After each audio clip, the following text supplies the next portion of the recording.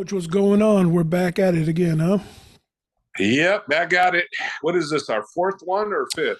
I think this is going on number 7, if I'm not mistaken. Oh, wow. We've been around that long? Time flies. Time flies. Wow. And we're not even having fun yet. All right, Coach. So right off the bat, we had some good events this past weekend, some controversial. Let's start off with Bellator 289, Stots versus Sabatello. Well, why don't we start off with the earlier fights? Finish Yep. with Stots versus Sabatello. What do you think? Let's go there. So what did you think about Pat Downey versus Christian Eccles? Well, that was a perfect example of being a pure Division One standout is not enough anymore. You know, you have to have more in your arsenal than just great wrestling. And Pat Downey was the victim of that, in my opinion. I was watching his stand up, and it was nowhere near up to par. So when the other guy was able to defend his wrestling at the very end, when Downey got a little tired, he was able to land the hammers on him, and therefore Downey went down. And as a result of being too one-dimensional, in my opinion, it's too much of a wrestler base, and you need to become more well-rounded. Case in point, even with us, with Kyle Crutchmer, Kyle, although he is doing everything well, he's done everything right. He just needs more experience, and his opponent, had the luxury of being able to defend the takedowns, and being able to mix up the stand-up, and that's where his opponent won, is that his stand-up was better than Kyle's, although Kyle's wasn't bad. It's getting better, but it needs to get better if you're going to compete with the elite. And that's the blueprint right there for, what you need to do to become, the best. And you got to be well-rounded in all areas. You just can't have one particular, technique or one particular go-to move, like, what I call your queen. If your queen is being stalled out, you better have something else to fall back on, meaning that you better have other pieces, your arsenal at your disposal to be able to proceed and go ahead and do with your attacks. Because if your wrestling isn't working, then you got to use your boxing. If your boxing isn't working, then you got to use your Thai boxing. If Thai boxing isn't working, then maybe you go to judo. There's so many elements involved in MMA, and you have to be well-rounded to be able to go to the next level. Yeah, definitely. Definitely. I thought a lot of people were expecting Pat Downey to come out and just destroy this guy, Eccles. And he did at the beginning, but Eccles weathered the storm and then came with the striking. Like you said, that was it. Yeah. No, Downey was very impressive at the very beginning, but, I don't think his jiu-jitsu is as good as it needs to be, because if it was, he would have just destroyed the guy on the ground. The guy wouldn't have been able to get up, so you need to be well-rounded in all areas, and Downey's got a lot to catch up to, because the higher level guys are going to be able to deal with his wrestling, and he better be able to deal with their striking, because if he doesn't, then that's not going to be the first time he's going to be taken out. It'll happen again to him. So, I'm sure, he's a young guy. He's going to learn. He's going to get better. He's got good coaching. So they'll fix their mistakes like everybody, just like Kyle. Kyle's a great kid, and he's going to be back stronger. He's just going to be better from this. And if you don't get better from this, then you better look at another alternative, for what you want to do in a career, because your career is going to be cut real short. Yeah. Yep. I agree. And of course, Kyle Crutchmer, he's one of the hardest workers at the gym. So it's not like he's not putting in the effort and the work. Like you said, it's just probably time and experience. Yeah, no, he's putting in the work. He is definitely putting in the work. He's not by any means somebody that doesn't work hard. He works very hard, and he just needs to catch up more on the stand-up and put it all together correctly. But he puts in the work. No complaints there. It's just his best just wasn't good enough for this particular fight, and it's all matchups too. He could fight somebody else that probably beat this guy that he lost to, and he could beat them. It's just a matchup type thing, and he just met a guy that can deal well with his wrestling, and he was a better striker. But we knew that. We knew going into the fight the guy was a better striker, and the objective goal was to take it to the ground. that was the objective goal. And Kyle tried. He'd shoot, reshoot, shoot, reshoot. So he tried. He did the best he could, and it just wasn't good enough this time around. That's all. We just got to move on. Everybody at some point hits that wall, right? And this was his wall. So he'll rebound. He'll get better, and then he'll learn. Yeah, definitely. And then 289 also brought in the Bantam World Grand Prix semifinals. You had Mix versus Tiger. Yeah, let's call him Tiger. I call him Tiger. That was a fight there with Patchy. Hey man, he was at first one of those that had potential, but now I'm not so sure that people aren't going to look at him as potentially the favorite going into this fight. Super impressive, what he did to Tiger. Wow, that's pretty incredible. He submitted someone that hadn't been submitted. Yes. And this is only, if I'm not mistaken, this is Tiger's second loss. And I think it's second loss, yeah. So, and he's, Tiger's been around, and he's a tough customer. So, him being submitted by Patchy, and Patchy had him in trouble almost all through the whole fight. Yeah, controlled him on the ground, and I don't know, we'll see, but he just might very well be the betting favorite going into this fight. We'll see what happens in a fight. Anything can happen. The favorite turns into the underdog, and before you know it, the underdog, that's the less guy that's on the betting line. He's end up the winner. A lot of times that happens. And what do we see? A lot of underdogs, right? And which was it? The Bellator event was a lot of underdogs, or was no, the UFC 282. 282. All those underdogs were winning. So you can't say because you're the favorite you're going to win. You just don't know. Yeah, just no. But that was good. And then you got Liz Carmouche, did a rematch, with Juliana Velasquez. Juliana Velasquez, and this was a rematch from the first one when the Gorilla won the title, and it was by controversy because she had her in the crucifix and she was raining elbows on her, and Mike Beltran, stopped the fight because Juliana wasn't doing anything, and the elbows kept landing. And I mean, I don't know, what do you do as a ref? You even though she wasn't hurt, but she didn't appear to be looking to get out. She was just taking punishment, taking a lot of damage. It was like clear cut that okay, yeah, maybe that one didn't hurt, maybe you weren't hurt, but it was just a matter of time before the elbows get cleaner. Who knows? It's a rough call to be in, but there was a controversy behind that, and this time around, there was no controversy whatsoever. Carmouche learned from the first fight. She had great coaching. They had to go right straight to her wrestling points, the strong points, and she utilized that and didn't give her any opportunity, and just did what she should have done the first time. To be honest with you, that's the way she should have fought the first time. And she's the dominant girl on the ground, and she's got good wrestling, got good submission skills. So I think that's a good way for her to continue to fight, and it's going to be difficult for someone to take her. I'm telling you, if she keeps fighting like that, it's going to be difficult. Yeah, and then of course you have the last bantamweight World Grand Prix fight with Stots versus Sabatello. Yeah, that was an interesting one because those guys hyped up the fight throughout this whole thing. They were great marketing for this fight. I think they were a big reason why a lot of eyeballs tuned in, because they did a good job of marketing themselves, along with Bellator marketing this fight in particular. They did a good job of it. They knew these two guys were firecrackers.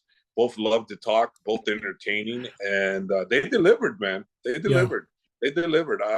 The ending of the fight, it was like one of those fights where, Sabatello controlled him, but he wasn't doing any damage, so I don't know how you award him the victory based on holding, I just don't, whereas Stots, he was doing the damage, yeah. And it was a close fight. Like, if they'd have given it to Sabatello, I'd have been okay, but I didn't think he won. I would have been like that, but I would have been okay. They gave it to Sabatello. but I thought Stots won, 3-2, and it was a good fight, entertaining fight, definitely entertaining fight. But I think that Sabatello's problem was when he held him down, he didn't get any submission attempts going, and he wasn't striking, he wasn't doing anything with the advantages he had. That's just my opinion. What I thought of that fight, he could have done more damage and he didn't, and therefore I think that cost him. I think it cost him the fight. So now you have the final, Stots versus Mix. How do you see that one? Like I said earlier, I'm kind of leaning a little weird towards Mix, Patchy. I think he impressed me so much the way he dominated the Tiger that I'm like, wow. He's just an exciting fighter. Yeah, let's see. If he can't dominate a Stots like that and control him like that, I don't know. We'll see what's going to happen, because Stots will have something to say about that on the striking end of it. But, let's see. Very interesting. I don't know who will win. I'm kind of very slightly favoring, Patsy based on what he did this weekend. I'm favoring him slightly based on that only. Jeez, okay. Well, let's move over to UFC 282. What a weird card from top to bottom, which is weird. Yeah, top to bottom. It was I don't know. It was one of those kind of like, it was a weird one, and the main event on the prelims, was that Rojas kid, right? Raul Rosas Jr. versus Jay Perrin. Yeah, Rosas. I said Rojas. Sorry. Yeah, he. You know what? I'm very interested to see what he brings to the table later, because he has the charisma, he has the attitude, he loves the limelight. He potentially is a star, huge star on the rise. I agree. Based on everything I've seen from him, his personality, his fighting style, his dominance. We could very well be seeing a future great superstar. That's what I saw in him.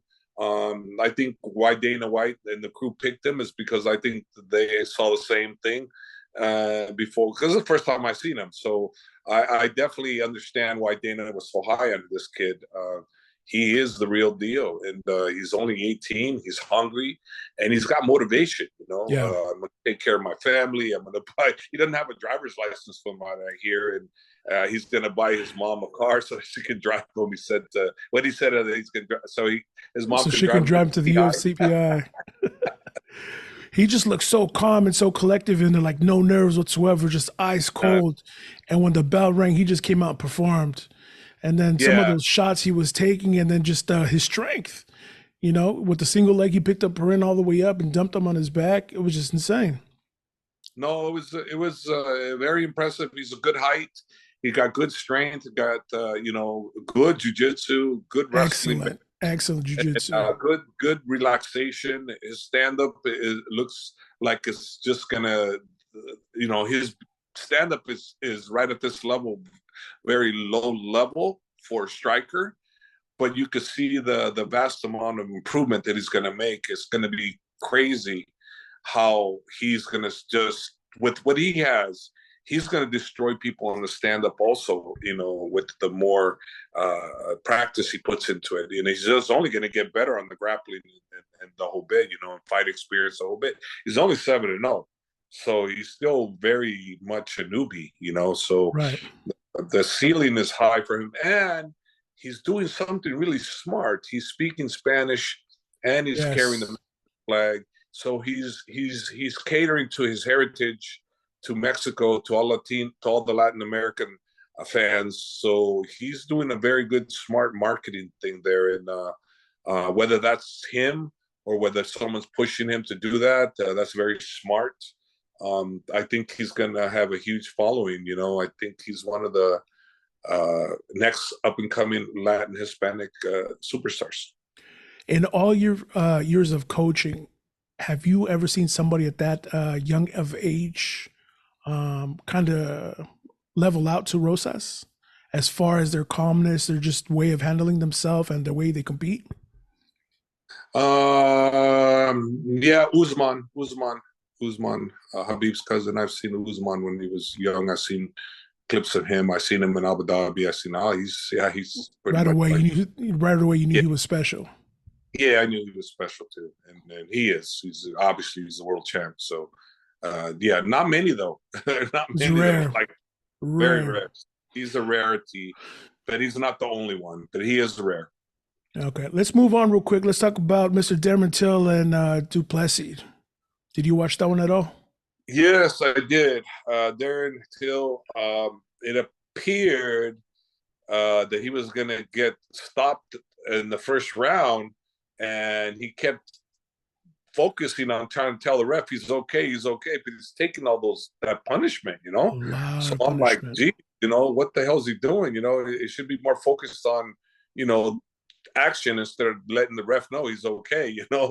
And he took a lot of unnecessary damage, I felt, and then he got the opportunity. He exploded. He did well. He made a very entertaining fight.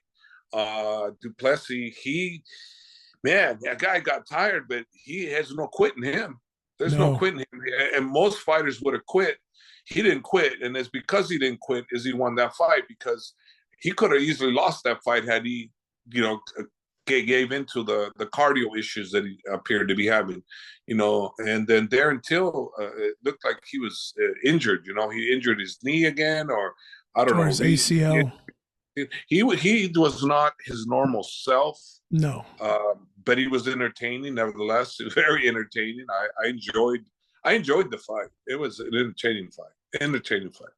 Do you think if Darren Till was not, speaking with the ref, telling him, "Hey, I'm okay," that it would have been possible for the ref to actually stop it early?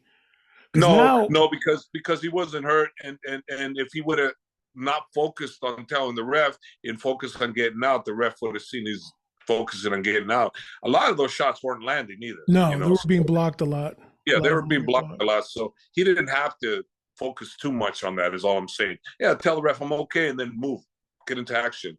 I'm okay, move. But he was still, I'm okay. It's like, dude, you took more unnecessary shots when you were trying to tell the ref you're okay.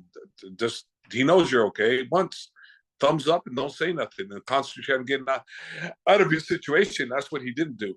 As you heard the commentators allude to it, that he should be focused more on getting out rather than focus on letting the ref know that he's okay. Yeah, his left eye was completely shut when he came out for the second. I thought that could have been stopped right there too. His eye was just completely shut.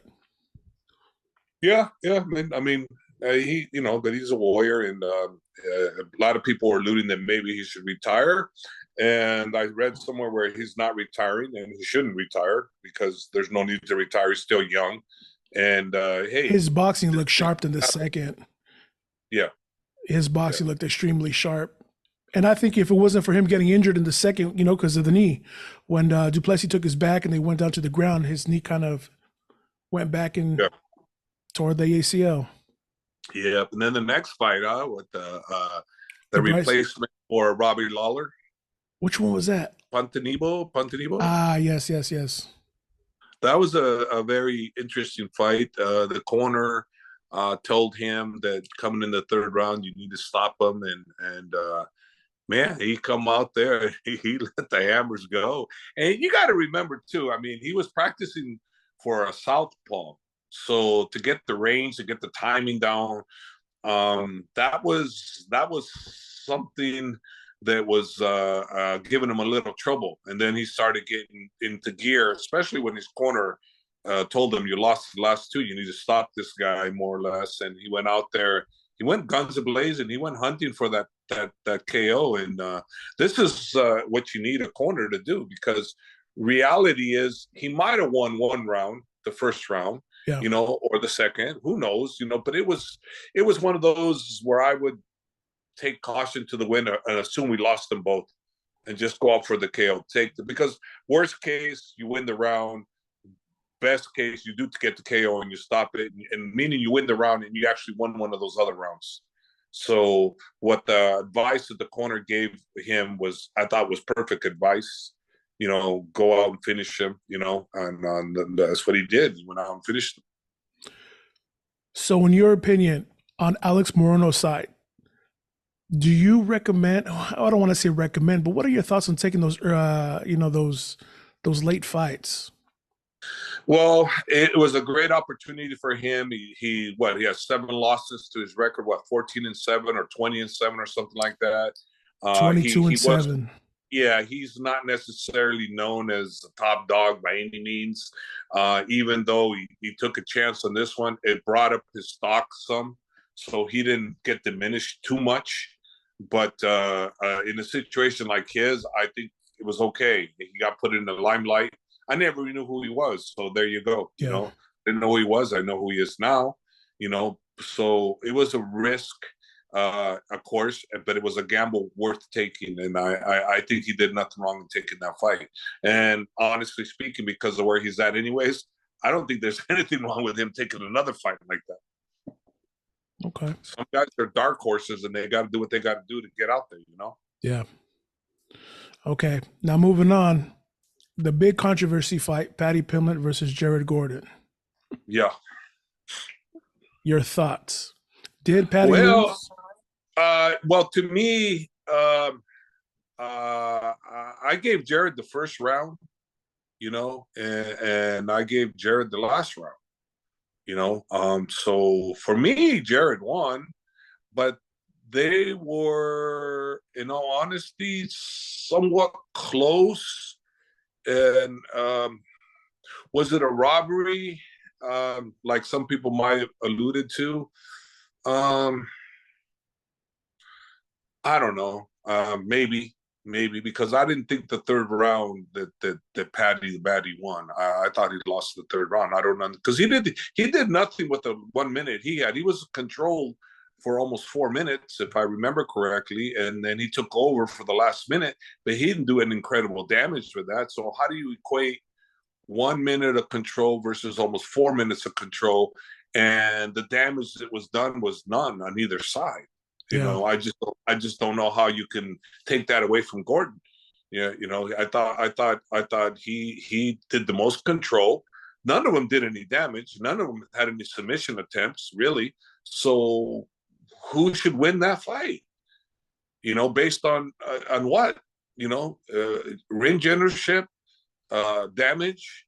What are they basing it on? If it's control, that they both had equal control. No.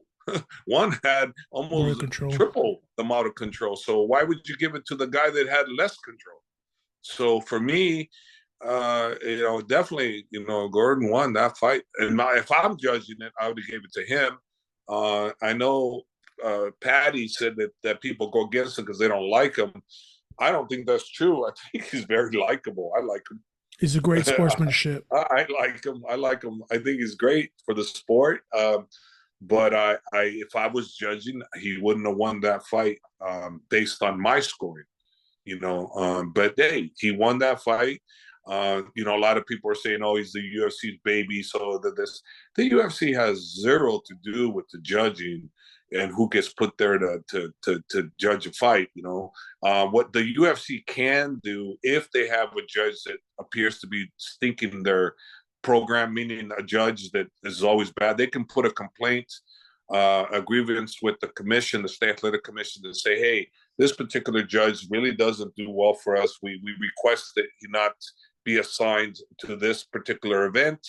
And they may get the request honored, and that judge may not get put on that card, but there's no guarantee that will happen. And, what people don't understand is this is a state-run program. The UFC has zero to do with the State Athletic Commission and who they appoint as refs, who they appoint as judges. The UFC can ask for certain judges and certain refs, but that doesn't mean it gets granted. That's something the State Athletic Commission can grant or not grant. So, when people are thinking, oh, they're just protecting their golden child, that's absurd. They're not doing nothing. Do they want Paddy to win? Of course they do. Of course. If I'm a promotion and he's drawing me big eyeballs, of course I want him to win too. But I have no control over the State Athletic Commission, and you have no control over these judges. And too many people think, oh, these judges are on the take. And okay, yeah, I know it's possible that all could happen, but realistically, do you really think that all these secrets would be kept forever if there was that much controversy? Look what happened. No.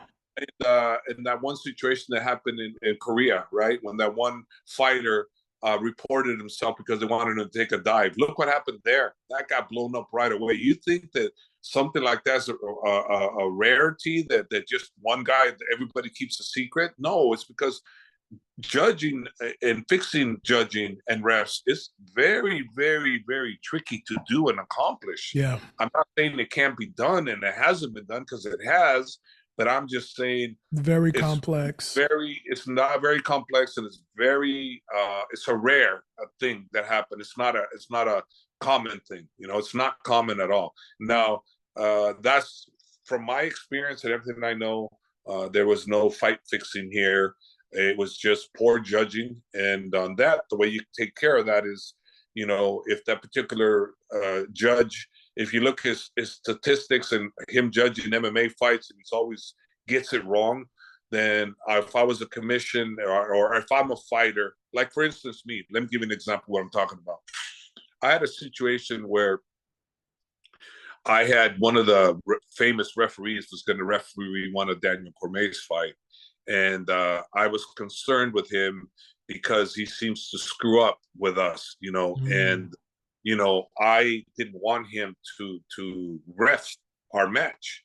So basically the reason why I know these things, because I called the commission and they told me, well, you have to put in a request, and you have to give a legit request. You can't just say, oh, this referee, he's always got it in for us. It's like, you can't say us. It's got to be, you got to give examples of where this referee facts.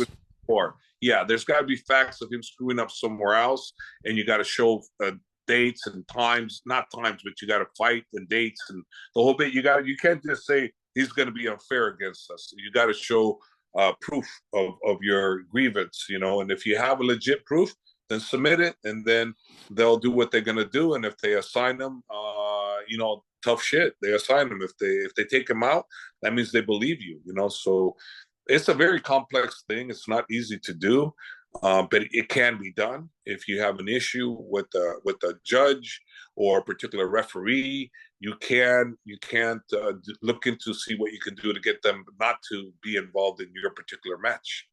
But like you said, it's a request to NSAC, and NSAC has the final word. So it's just asking, and it's not always going to go in your favor.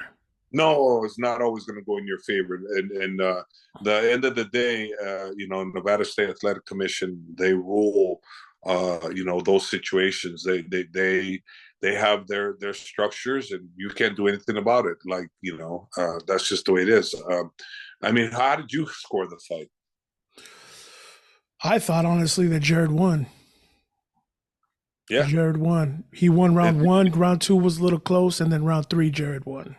Yeah, round one and round three, if I gave Patty anything, it would be round two. Round two, if any. Yeah, if any. I and like I said, I thought he, the one thing it showed is that he has a long way to go. Yes. He is definitely world class, but his fame is bigger than his ability at the present time. But he's only going to get better. He's still young. He's still cocky. He has that swagger. So for people to think, oh, he's met his ceiling, no. Wake up. He's going to be better the next time. He's just going to get better. The Patty the Batty's just going to get better. He's an entertainer. Him winning, it helped propel the sport even more, especially in the UK. UK. Him winning the way he did left a lot of sour grapes for a lot of people, because, like, if I was the judge, he wouldn't have won. Yeah. But the good thing is now his team can go back and say, hey, that one was a close one. Now we got to get on it. Your striking needs to be a little crisper. You can't be throwing these looping overhand rights or looping hooks. You have to tuck your chin in, and you have to actually, get with the program for the next one. Yeah, that left hook seemed to be like he was a magnet for that left hook. Oh, he was catching him all the time. Yeah. And Jared kept slamming him with, the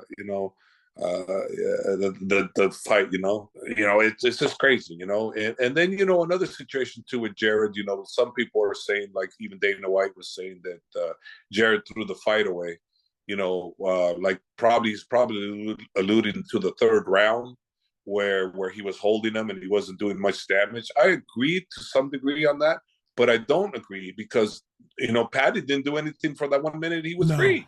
No. That was my issue. It's like, well, okay, yeah, you're right. He should have been doing better than that. Should have been hitting, punching, and et cetera, and it would have been clear cut in his favor. But what was the other guy doing when he had his minute and a little bit over a minute, right? He had a little bit over a minute, but he didn't do very much with that either. No. So I don't understand where you would give, Paddy the nod. You know, I think most people complaining, I think it's justified, you know, and like I said, you know, but that's the way it goes. You know, there's one of those situations where you shouldn't let it go to the judges. And if you're looking at it from that perspective, Jared let it go to the judges. So you can fault him for that 100%. He let it go to the judges. And that's probably a game plan like Dana said. He probably shouldn't have done that, you know. So I can agree on that much. That he probably shouldn't have done that, but I still felt he won, even though he shouldn't have done what he did. Yeah, definitely. All right, Coach, getting to the final fight of the night, 282 main event fight. You had Jan versus Magomed. What'd you think about that one, Coach? I thought it was, you know, for me, it was going to be another Dagestani winning the world title, and I was kind of expecting that. And, you know, it started out, you know, first round kind of felt like, okay, it's going like I thought. Then Jan, you know, he started getting them leg kicks in there and destroying both sides, you know. Yes. Shin to shin. He hit shin to shin. And that was like, wow. That was pretty impressive of what he did. Jan worked on both of the legs. So I thought clearly, you know, the first round. Okay, let me ask you this. Who won the first round? That one's tough. It's tough, okay, but I think. Just go through it. Who won the first round? I think Blachowicz did get the first round. You thought he got the first round? It was close, but he got the first round. Okay, so if he got the first round, then he got the second and the third. I think Jan got the second one too. Okay, then he got the third. Yes. Okay. Don't get me wrong. Don't get me wrong. But I'm just saying, you felt he got the first. I kind of gave Magomed the first. I thought Magomed won the first. But you're saying Jan won the first. But what I'm saying, I'm just trying to tell you, it was close. Super close. It was close, you know. Second wasn't. It was clear Jan's round. Third wasn't either. It was clearly his round too. Yes. So 2 and 3 was clearly his. 1 was up in the air. And 1 could have been Magomed. I gave Magomed. I thought he got it. I thought Ankalaev I thought he won. I thought he won the fight. You know, and one thing that was great about him, he looked like a person that was done, finished. He looked done. He was done. He looked done. And all of a sudden, he came out and he did what he should have done in the beginning, utilize his great wrestling and a top control. To dominate all the rounds, and he didn't do that. And I was kind of surprised, you know, that he pulled it off at the very end. As damaged as he was, that just shows the kind of heart and courage that he had going into the fight. But I think the strategy might not have been the best, because had he done that at the beginning, there would have been no question in anybody's mind who won that fight, because he finished so dominant. That in people's eyes, I think they forget the round in question, in my opinion, was the first round. And I gave it to Magomed. I gave it 3-2. I gave him 1, 4, and 5 easily. To me, it was easily. He won 1, 4, and 5. So I gave him all that. But you just said you thought Jan won the first one. Okay, so obviously me thinking easily maybe wasn't so easy, because you thought different. And maybe other people thought Jan might have won the first 2. So guess what? I mean, what am I going to say? Robbery? You know, just one of the situations where, you know, obviously you heard Magomed say, I don't know, I'll fight for another organization. You know, that was just out of frustration. He wasn't meaning that. He didn't know. You know, when you felt you won the fight and your opponent feels you won the fight, you know, it's kind of hard because your opponent is giving you all that energy that says, no, this guy won. I didn't win this fight. You know, but I think Blanchowicz is going to look back. He's going to look at his fight. He's going to go, wait a minute. That first round was very close. Maybe I won that first round. And I know I won the second and the third. And that's what I think is going to happen. Blanchowicz is going to look back and goes, wait a minute. I think I won that first round. And you know what? I'm going to say he didn't because I didn't feel he did. But you know, there's going to be people like you and other people that feel he did. And I can't say, no, you're wrong because it was a close first round. You know, it was a close first round. And the thing is, the last 2 rounds were so dominant. They were so dominant that could they have gave him a 2-point on those rounds? They didn't, or did they? I don't think they did, right? I don't recall the scorecard. It was just everywhere, but it could have gone 10-8, both of those. Yeah, he was so dominant, you know. So I don't know. All I know is there must have been a 10-8 round in there for it to be a draw like that. One of them had to be. Yeah, had to be. I was just shocked. I was just shocked that even in the fourth, he came in wrestling the way he did with his legs so compromised. To take those shots, I was like, whoa. Yeah, he was really impressive, and you know, now I heard that. That Dana White is putting, you know, for the title fight now, you know, in Brazil, and it's going to be Glover versus who's Glover fighting? Hill. Yeah, just something Hill, right? Yeah. So Glover's going to fight Hill for the title. Do you think that makes sense because he was scheduled? Hill was scheduled to fight Anthony Smith. So do you think that makes sense? Only in the sense that it keeps the title contention going, and you know, because you know,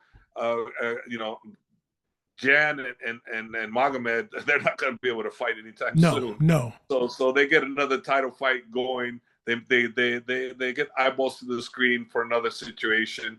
Glover should have been the one fighting for the title in the first place, so it's justified. But a lot of fans are going to be happy about that because they wanted to see, you know, Magomed go back after the title. But I think what ended up happening is I think they'll probably do a rematch with those 2 guys, and then the winner of that will fight, you know, for whoever the champion at that time. But the remember, this is, think about what's going to happen here. It's gotten into a big old pickle now because the champ who left the title, when he's rehabbed, he's fighting for the title right away. His first fight, he's fighting for the title. So whoever is going to be the champ at that time, he's going to fight him next. So that means that Ankalaev and Jan are going to be on the back burner for a little while. So they might as well fight each other and then get payday and then wait for the winner of that, because that's what's going to end up happening. There's going to be a you know, backlog on what's happening with that division because of the situation, right? And especially those 2 guys, I can't see any of them being happy about you know, someone else going for the title. I could not see them being happy. Well, you saw them; they were both distraught. You know, when they announced the draw, both of them. Well, I thought Blanchowicz thought he lost because he said no, give it to him. You know, because he goes, well, I didn't win. Remember, he said I didn't win. I didn't feel I won. But he goes, I have to review the video. That was smart of him to say. When he reviews the video, he's going to say, you know what?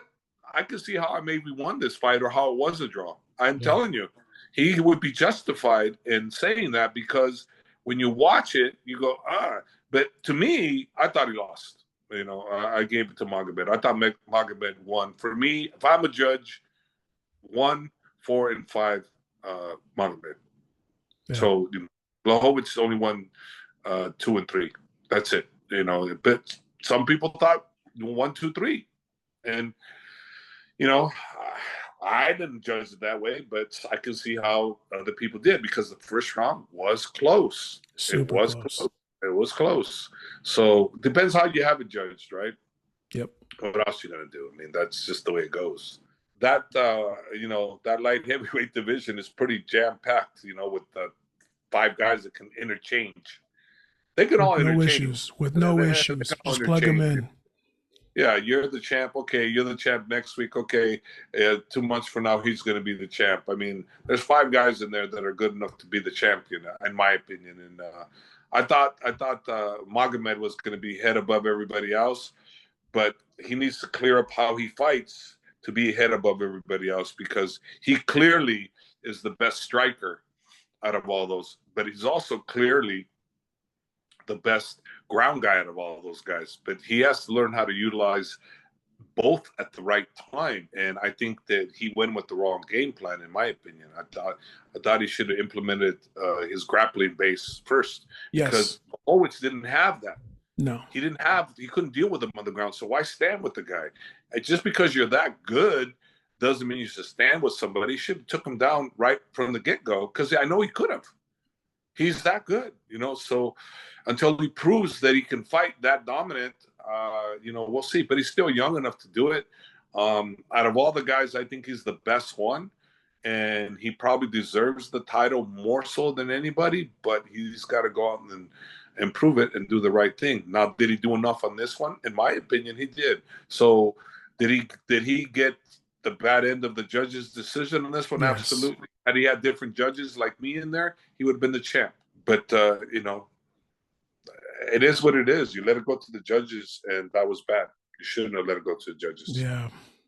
When you can prevent it from going to the judges, you do. Coach, one more question before you go. And I know we didn't discuss this earlier, so it's going to be a little oddball there. What do you think about McGregor trying to come back with an exemption from the 6-month USADA testing? Well, I think, in his particular situation, he had an injury, it was a gruesome injury. Everybody knows that anabolic steroids, can rehab a situation like that quick. And if you know anything about how USADA works, you can ask to be out of the testing pool, and you get on whatever you need to get on to rehab yourself, and then you come back. So from the point of, did he do it, something illegal? Well, apparently not. He was not in testing. So he rehabbed himself. How he rehabbed, who knows? We know. By looking, you can tell he did what he needed to do. Huge. But listen, when he comes back into the testing pool, he has to be clean for a certain amount of time before he can compete. So it guess is what? fair for him to. By the time he fights, he'll be good to go. So was he on the secret sauce? Absolutely, in my opinion, absolutely. But he wasn't being tested, so there's no foul because he's not competing. So before he comes back, he'll be in the testing pool again. So there's that loophole, And okay, it's like you tell me, what are you going to do? What fighter, if they know they can heal quicker doing this little Mickey Mouse stuff that they do, then most fighters are going to take that avenue and get healed quicker. Is it fair? Probably not. But is it illegal what he did? Well, it's not illegal because they know he's doing it. So and he's not testing and he's not fighting. So the trade-off should be, if you're doing the Mickey Mouse stuff per se, should you be forced to wait the 6 months like everyone else, or you should be offered an exemption to come back sooner? I personally think he should wait the 6 months, just like everyone else. I know you rehabbed and it was a gruesome injury and whatever you did to do. I think we'll wait the 6 months. For everybody else, he shouldn't get no exemption. He should agree. be just like everybody else. But because he creates the money, that they're going to create that specific for him. Like for instance, I'll give you an example. I heard this is rumored, that when Brock was trying to come back, he tested hot. I heard. So he couldn't come back in because he tested hot. So they pulled him out. So before he can even get back in the situation, he was out. Because he tested hot. So he wasn't even in back in the testing pool because it tested hot. So I don't know. I think what USADA does, it really does keep the sport as clean as possible, and it's kind of hard to play with them because when you're ready to fight, you got to be clean. Yeah, you got to be clean. So You can say, well, hey, yeah, this guy, he benefited from it because he got healthy. Now his body's stronger than ever, yet he's off the system like the sauce and whatnot. But his body got the benefits of all that. That's all true too. But competition-wise, he's clean. I don't know. That's a sticky, slippery slope there. What's the right answer? I don't know. I think maybe letting everybody know they can do that. They can get off testing and get on whatever you need to rehab yourself. But when you're back on rehab, I don't know. You got to stay on the, like what they got Henry Cejudo. He's back on the testing, right? 6 months. Yeah, he waited the 6 months. Yeah. So why didn't he get an exception? He wasn't injured. I know, that's what I'm saying. So why does he get an exception? Why does he have to wait 6 months? Why can't he come back sooner? So I remember reading something recently where they actually said that TJ Dillashaw tried to do the same thing, and that USADA was trying to write a new rule stating that you had to wait the 6 months because it was rumored that TJ Dillashaw was trying to do the same thing to rehab his shoulder. But yeah, I read it somewhere. I was trying to look it up right now, but I can't find it. But apparently USADA is in the works of making a rule now saying that you have to wait the 6 months no matter what. Yeah, they're pretty good, man. As much as I don't like them, they're pretty good. I don't like them. I don't like them. Those guys just show up at all hours of the day. I don't like them. I don't like USADA, but you know what? They're pretty good at what they do, and they're diligent. I'll tell you that. They're diligent, and they are, for the most part. I would say it's probably all UFC fighters are probably 99.9% clean. There is the exception because there is chemists out there that are ahead of the curve of USADA. Yes. And these guys get on the shit, but then USADA catches up. But then these new chemists, they get on a new thing, and so there's people out there, very few though, because it takes a lot of money to be ahead of them. And yeah. So it's pretty much it. All right, Coach. I think that's it for this week. Thank you for your time this week again. Like always, we'll see you next week.